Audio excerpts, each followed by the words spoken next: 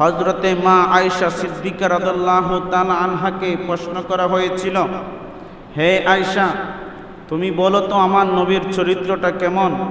হযরতে আয়েশা সিদ্দিকা রাদিয়াল্লাহু তাআলা আনহা উনি বলেছিলেন, গোটা কোরআন শরীফের মাঝে যেমনিভাবে কোনো সন্দেহ নাই, যেমনিভাবে কোনো ভুল নাই, যেমনিভাবে কোনো ত্রুটি নাই, যেমনিভাবে কোনো অপবিত্রতার কোনো কিছুই নেই, কোরআন শরীফ যেমনিভাবে পবিত্র, আমার নবীর চরিত্র হলো ওই রকমভাবে পবিত্র। জোরে একবার বলুন সুবহানাল্লাহ।